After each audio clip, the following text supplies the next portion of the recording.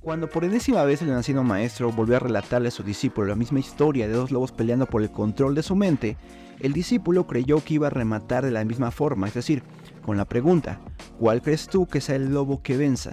Y también la respuesta iba a ser la misma, aquel lobo a quien alimente más. Se sorprendió entonces cuando el maestro cambió la pregunta, levemente. ¿Cuál crees tú que sea el lobo que pierda? El discípulo dijo, bueno, contestaré de la misma forma. Aquel lobo que pierda será a quien alimente menos. Y el maestro contestó, no, será aquel que pierda el lobo a quien tú mates. Esto es Notas al Margen, episodio 20, Matando Lobos. ¡Comenzamos! Hola, ¿qué tal? Muy buenos días, tardes, noches. Mi nombre sigue siendo Kev y soy muy contento de traerte un nuevo episodio de este proyecto llamado Notas al Margen. Y soy muy contento de que estés aquí, sea que llevas algún tiempo conociendo del proyecto del canal Kev FM, o sea que eres nuevo.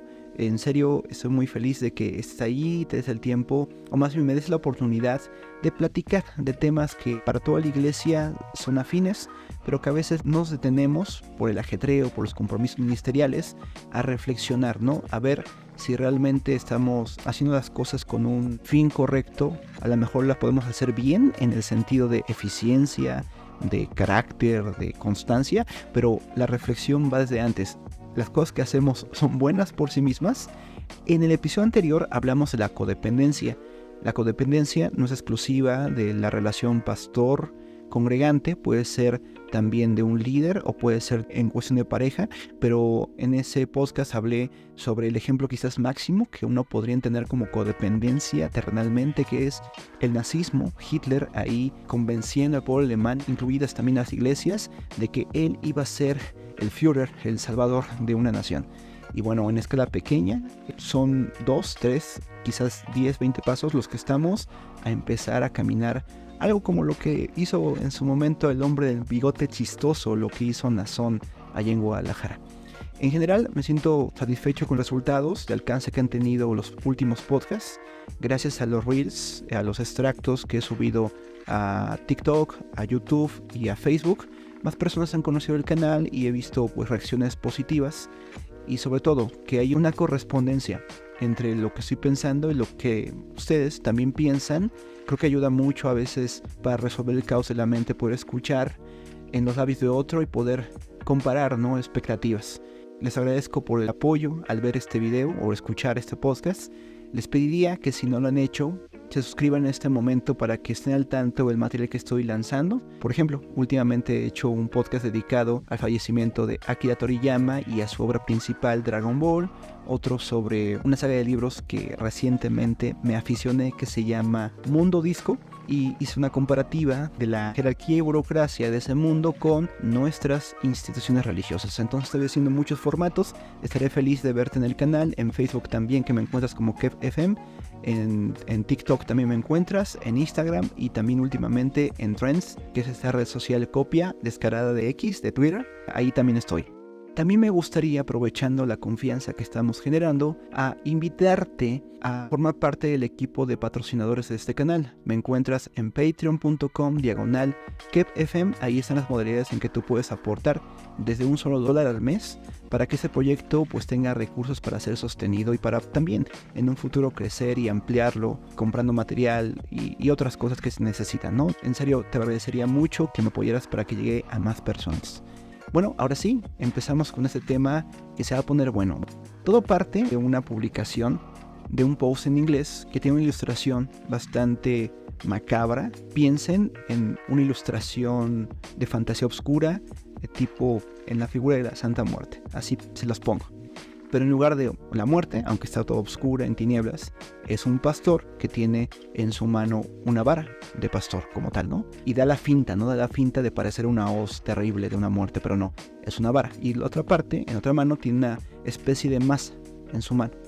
A sus pies de este pastor está una ovejita siendo resguardada atrás de él y enfrente de él hay un lobo muerto. Evidentemente, esta imagen te hace pensar la acción previa, que fue la defensa de esa ovejita ante la amenaza del lobo. No fue una defensa de simplemente te tomo y me voy corriendo, sino acabo con el lobo. Esta ilustración fue republicada por una persona que tradujo algo del contenido de la publicación y el titular decía: los pastores matan lobos. Los pastores matan lobos. Y el desarrollo es el siguiente. Los pastores tienen dos voces. Con una voz llaman a las ovejas, con la otra ahuyentan a los lobos. Si la oveja no viene a la orden del pastor, el pastor va tras esa oveja y la atrae. Si el lobo no sale corriendo a la voz del pastor que la ahuyenta, el pastor va hacia el lobo y lo mata. Créanme que esta imagen resonó con fuerza en mi mente y me hizo cambiar una postura o reevaluar una postura respecto al pacifismo en la actitud de un pastor o de un líder de una iglesia. Hay una frase que a mí me repercute mucho, que es: nadie tiene enemigos, ninguna persona merece ser atacada. Es una frase que se me hacía casi como un lema de vida, ¿no? Tiene un valor grande respecto a no empezar un conflicto, no buscar la pelea por buscarla y mucho menos ser cruel.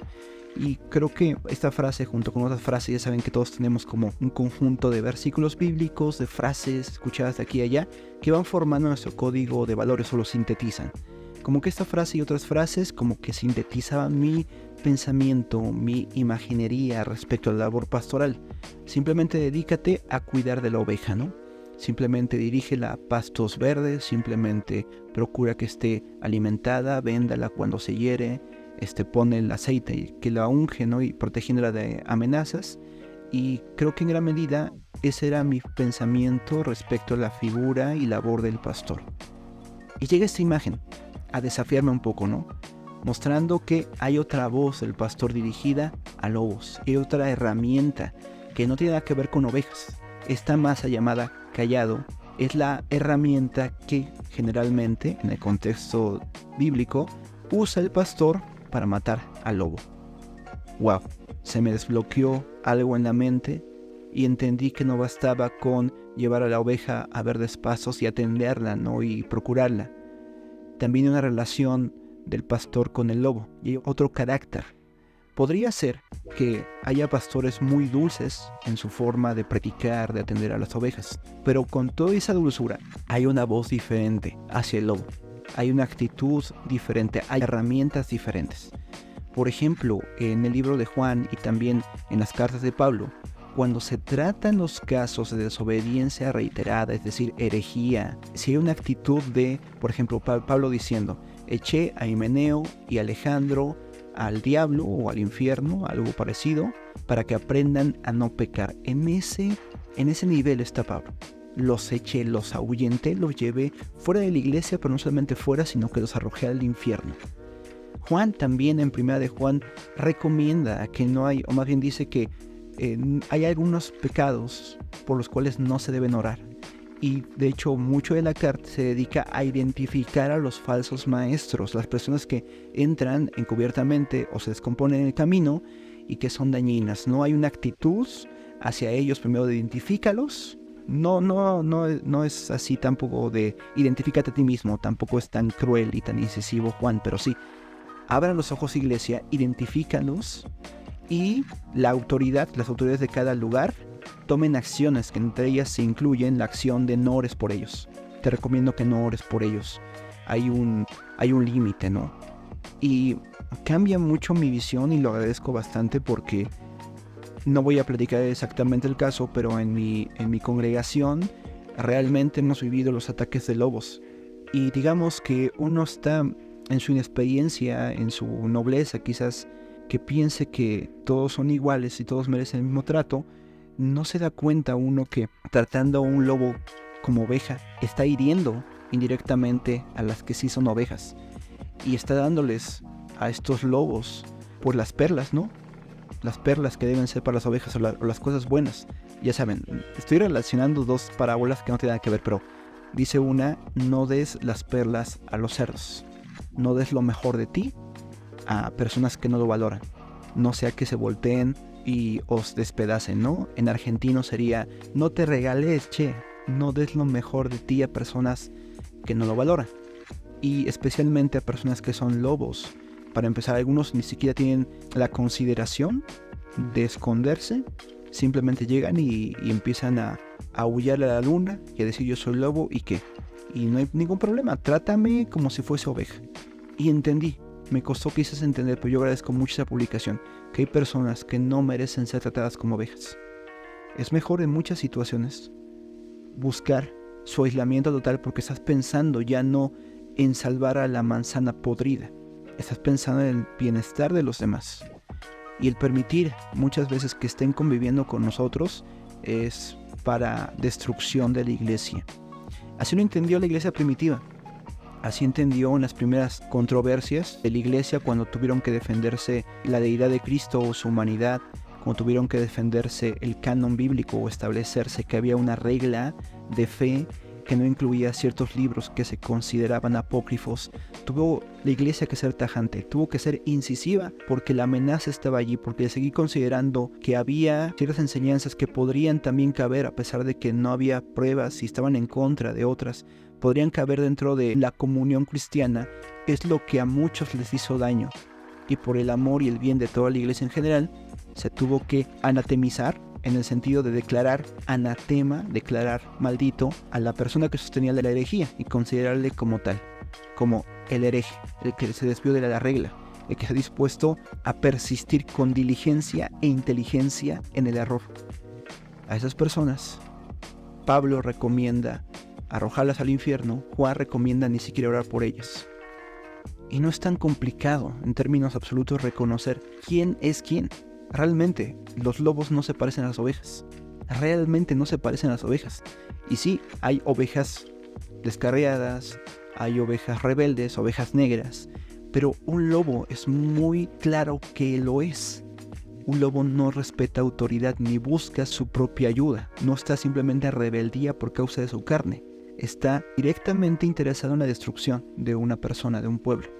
Estas personas, si bien no descartamos que podrían volver a salvarse, realmente no esperamos que lo hagan en la congregación de la cual dañar. Quizás le decimos con amabilidad, Dios te ilumine, te lleva a arrepentimiento, pero no eres bienvenido o bienvenida en este lugar, por cuanto has destruido a la familia, ¿no? Has destruido a la iglesia, has destruido las vidas de esas personas. No tenemos otra cosa que hacer que procurar el bien de los demás. Llega el momento en que el desconocimiento de nuestra autoridad o de la autoridad que debería hacerlo ha sido tal que ya no esperas su arrepentimiento, sino por lo menos que no añada condenación atrayendo a otras personas a su condición. ¿Qué pasos se dieron para tolerar que una persona como Nazón de la luz del mundo llegase hasta donde llegó? Empezó quizás interpretando desde su propio estómago un versículo bíblico. Después, como vio que nadie reclamaba, siguió adelante, pero después pasó de estas conductas cuestionables, pero no definitivas, a pedir privilegios, a pedirle a los padres de familia que trajeran a sus niñas para pasar una tarde con ellas a solas. Y poco a poco se fue desdibujando esta máscara de oveja y mostrando sus colores reales. Platicamos en el anterior episodio sobre la codependencia, no abundaré demasiado allí. Entiendo también que es paulatino en el papel de la víctima el hecho de que tú sigas considerando a esta persona que en el paso 10 ya se está mostrando como realmente es, pero es un paso paulatino que realmente no te estás creyendo, que tienes muchas, ¿cómo llamarlo?, con muchos recursos mentales que intentan aislarte y protegerte de lo que está pasando. Por eso nos mentimos a nosotros mismos creyendo que va a pasar o que no es tan malo, que es el ungido de Dios. Por eso es tan valioso de los que realmente son pastores tomar el cayado, ser valiente y ese cayado que nos puso en la mano, agarrarlo como una masa y destruir el lobo. Antes de pasar a otras aplicaciones, un ejemplo muy claro. David le dice a Saúl en su momento, yo cuando venía oso o león, Dios me daba la fuerza para destruirlos. Tenía la honda con piedritas, tenía el cayado, que eran las armas o las herramientas especializadas para tratar con lobos, con leones, con osos, ¿no? Es impresionante que David haya inmediatamente captado que esta misma herramienta que servía para defender a ovejitas que balaban, también servía para defender a Israel de lobos, no literales, sino de un Goliat que medía quién sabe cuántos codos y que estaba amenazando la seguridad del reino. La cachó rápido. Obviamente, él no atribuía poder a las armas en sí mismas, sino siempre decía es que Dios los entregaba en mi mano, así como Dios entregaba al oso y al león en mi mano, también lo entregará a este gigante incircunciso en mi mano. Me parece interesante que siempre ignoramos que había un cayado en la mano de David. David, dice el versículo, que toma una onda, toma 5 piedras y toma el cayado. Eventualmente Dios es tan bueno, hace un trabajo tan limpio el Señor, que una sola piedra bastó, ni siquiera las 5, para destruir a este gigante. En lo rápido del momento entre la sorpresa de David, tuvo que soltar el cayado, porque ya no era una cosa del cayado. Dios había permitido que con la primera piedra cayera muerto, pero lo que se necesitaba no era un cayado, ya no tenía que rematar, tenía que cortarle la cabeza. Se consiguió entonces David de otra herramienta que él no esperaba usar, o probablemente nunca había cargado una herramienta así, una espada tamaño gigante. Con esa espada, quizás con algo de esfuerzo, le corta la cabeza. Esfuerzo para cargarla, estoy seguro que estaba suficientemente afilada, pero le corta la cabeza al gigante. Entonces, hay muchos elementos bélicos aquí. Definitivamente, la experiencia como pastor ovejas equipó a David para tener la confianza en Dios, para usar las herramientas que Dios le había dado para matar estos depredadores, también para matar a un gigante. Y termina, teniendo como armas una onda, 5 piedras, un cayado y una espada. Un pastor tiene esas herramientas. Es increíble que no lo contemplemos. Lo peor, evidentemente, sería usar también el cayado o una espada para ir a las ovejas. Para las ovejas es quizás la vara para atraerlos, el cuidado, todo esto, ¿no? Pero para los lobos, para los gigantes, hay herramientas pastorales especiales. La espada, cabe mencionar, no era una herramienta propia del pastor, pero ahí se ve la capacidad de improvisación inclusive para usar las herramientas del mismo mundo para atacar al mundo, más bien a los lobos. La argumentación lógica, de la cual se jactan muchos ateos, puede ser una forma, y otras poco convencionales como la ironía y el sarcasmo. No por nada, el libro de Éxodo es el gran libro del sarcasmo. Desde que Dios provee bendición y mantenimiento a Moisés a través de la misma casa del faraón. O sea, fíjense el nivel de sarcasmo e ironía con que trata Dios a Faraón.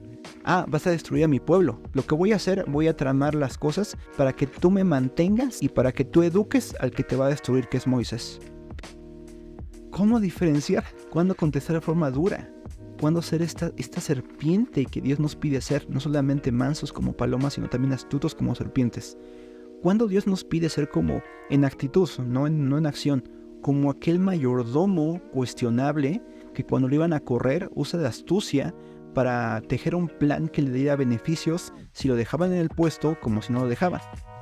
Dijo Jesús, la gente de este siglo, usando de relaciones ilícitas, de cosas ilícitas, sabe salir adelante, sabe sacar la chamba, se la sabe la de chambear, y no es posible que los hijos de Dios, los predicadores, los pastores, los evangelistas, no usen de astucia. No es posible que nos vean la cara de tontos los lobos y se paseen como ovejas, ¿no? Ya ni siquiera se esfuercen por usar una cachucha de oveja. Simplemente van y vienen, van y vienen. Dios nos pide ser astutos como serpientes, ser hábiles como pastores con callados, ser guerreros que sepan improvisar y tomar una espada del enemigo y cortarles la cabeza. Despejo el área, uso mi espada, descuartizo y para temor de todos los demás lobos, exhibo públicamente la cabeza de este gigante. A nivel familia, también es cierto que los padres necesitan ponerse este carácter pastoral. Hay muchos lobos alrededor. Aquí el problema incluso no es de compasión, como quizás ocurra con el pastor, que a veces por compasivo trata a lobos como pastores. Quizás el problema es aún peor, porque quizás el padre de familia, por cuestiones como ganar dinero, por cuestiones de distracción, de estar todo el tiempo en Netflix o algo así, descuida a su familia proactivamente y ni siquiera sabe cuando pasa el lobo, ni siquiera se entera. Ya cuando se da cuenta se come la oveja. No es que tenga consideración del lobo, es que ni siquiera lo ha visto. Ni se diga en nuestras vidas, aunque no quisiera tratarlo en un tema tan individual porque es una cuestión corporativa de la cual estoy hablando. También en nuestras vidas, como de entender aquella fábula de los 2 lobos, permitimos que un carácter de lobo pues nos consuma, ¿no? Hay que identificar, y no hablo de pecados pequeños, hablo de la actitud completa de ser un lobo. Más nos vale decidirnos, si es que vamos a caminar como lobos, mejor aventarnos a un barranco en lugar de continuar en ese camino. Pero continuamos con la visión corporativa. El carácter del pastor, entiéndase como pastor de una congregación o pastor de una familia, también incluye la voz especializada en correr y asesinar lobos. Correr y asesinar lobos. Esto seguramente le causa ronchas a las personas que son pasivas, a las personas que son nobles también, y quizás le emocione a la gente que es combativa, violenta, ya de fábrica. Pero de lo que hablo son herramientas espirituales y es una actitud que no busca la destrucción por la destrucción, sino busca la conservación de los que aún pueden salvarse. Y si hay que destruir, yo sé destruir.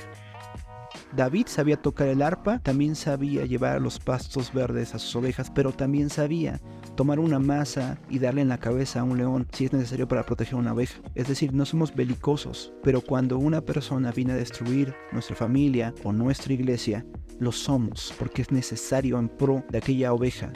De nosotros no es el juicio, es verdad, del pastor en esta vida no es el juicio como tal, la reservamos el juicio a Dios, pero definitivamente no es de un hombre, cabeza de familia, ni de un pastor, retraer su mano de ejercer lo que tenga que ejercer para defender a quien Dios ha puesto a su cuidado. Nos toca matar lobos. No sé qué tengas tú que reflexionar, que tengas que cambiar en tu vida para llegar al lugar que Dios necesita que estés, en el lugar mental. Quizás viviste una vida en donde tú fuiste violento y que yo te diga esto es hasta algo prohibido, un tabú. Pero Dios también te invita ahora con una mente renovada a tomar también el cayado, también tomar la espada. Y si es necesario matar a un lobo, hacerlo.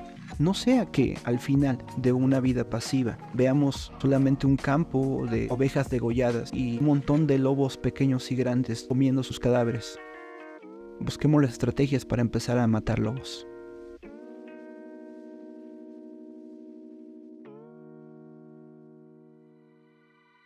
Esto ha sido todo por hoy. Es un tema que apenas empecé a rascarle. Espero que haya sido lo suficientemente contundente para llevarte una reflexión como la que he tenido yo en un tema. El tema inmediatamente a que vi esta ilustración y entendí un poco de esa parte del oficio de ser pastor. En un tema les conté esta anécdota, hice que se pusieran de pie a los hombres, leímos un texto y nos comprometimos o los comprometí a ser hombres, que es lo que nos hace falta. Dice Pablo, portaos varonilmente. Traducción, sean hombres. Espero tus comentarios, espero que puedas compartir este recurso con aquellos que les pueda ser de utilidad. El mundo está cada vez peor y quiere que los hombres nos levantemos, hermanos. El que te habló es Kev, de Kev FM, recordándote, donde hay tinieblas, la luz brilla más. Cuídate mucho, hasta luego.